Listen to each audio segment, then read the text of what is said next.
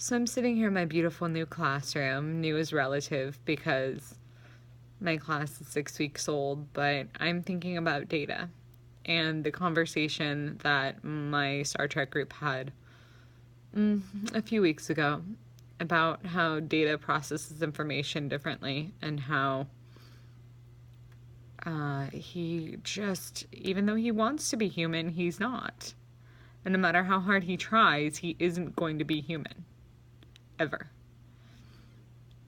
He can have bio implants put onto his skin to make, or onto his sensors to make him feel like he has skin. But he never truly will be human. And despite the fact that I am human, I don't feel that way sometimes. Sometimes I feel as though my autism makes me a little bit less human. And don't cry. Don't feel bad for me, because I actually like it that way. But I was thinking about the group of students I work with and the class of students I work with, and as I watched the little wheels in their head turn, as I ask them a question and I'm waiting for an answer or trying to get them to work, I can almost see something data-like in their heads as they're trying to process all the information that I'm giving them. It's almost like Worf in that episode where the Enterprise hits a cosmic string and he goes, "This is not a good time," because Worf has a lack of social skills. Data's kind of the same way. He doesn't know how to process everything in his environment.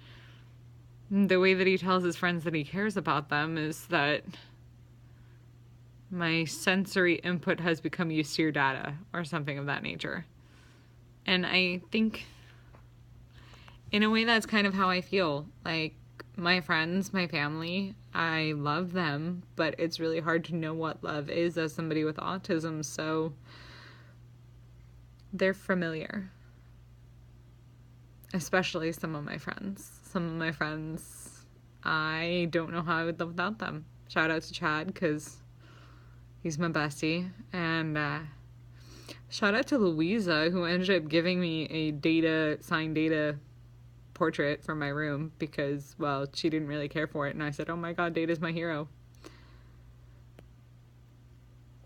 But I think especially in episodes like Data's Day, where you see the way he processes social information and not understanding why Keiko was angry or why O'Brien was angry, it kind of made me think of me. Made me think of the way that I process this world and sometimes get emotion faces wrong. I don't know how to say that. Facial expressions, that's what I meant. I get them wrong. I'll look at someone's face and I sometimes even have to tell them, "I'm looking at your face, but I can't interpret your reaction. Can you please tell me what you're thinking?" Especially here at a school. Here at a school where I interact with hundreds of people a day, probably. No, tens of people a day. Maybe 30 to 40 people a day, and I have to be able to interpret what they're thinking, what they're feeling. And it's incredibly difficult. It's incredibly challenging, and it's a wonderful job, and I love it, but it's challenging at the same token. And I told my boss that I have autism, and I said, I have Asperger's a little bit, but if I can do my job, I don't think it matters. And she says, "I agree." I'm working on my students' report cards right now, so I have to get back soon, but I don't think I ever realized how much I either emulate or look up to Data. Oh my God, not Data. Until we started talking about him and how amazing he is and whether or not he's actually a real life form, which that is not something I'm doubting for me, I promise. But it makes you think about people who process information differently and how difficult it can be for people who process things differently and people who are neurotypical to communicate with each other. And that even though I have autism and many other people don't,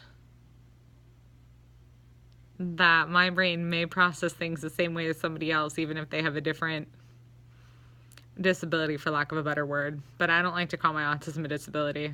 I like to call it my strength. I like to call it my forte. Anyway, if I don't get these report cards done, I'm going to be in big trouble. So live long and prosper. I'll see you guys soon.